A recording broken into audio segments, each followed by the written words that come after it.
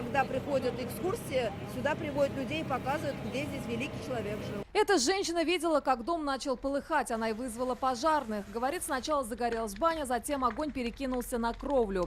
Через мгновение пламя полностью объяло здание. Местные жители хорошо знали предыдущего хозяина Азгата Галимзянова и гордились соседством с известным благотворителем. Его не стало в 2016-м. Кому перешел дом, соседи не знают. Сколько не было Бабая, после Бабая бомжи появились здесь. Приходили, уходили, все. Они только ночью здесь появились, а днем вообще не было никого.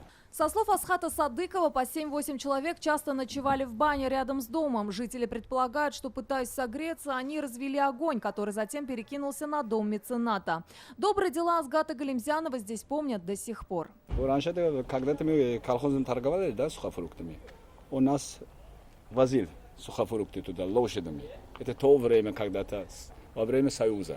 Имя благотворителя знают далеко за пределами республики. Работая возчиком на Казанском колхозном рынке, он выращивал скот. На вырученные деньги подарил более 80 автобусов и машин детским домам. Помогал людям, пережившим трагедию Чернобыля, землетрясение в Армении, гибель подлодки «Курск». В родном селе в Апастовском районе за свой счет восстановил высохшее озеро, построил здание под детский сад, помог со строительством мечети. Азгат Галимзянов стал прообразом памятника благотворителю в самом центре Казани. Этот памятник у стен Казанского Кремля появился еще 15 лет назад при жизни самого Азгата Галимзянова. Фигура полностью повторяет черты его лица. Мужчина держит под узцы лошадь, а в телеге сидят дети. Скульптор заложила в этом особый смысл, будто благотворитель ведет детей в новую светлую жизнь.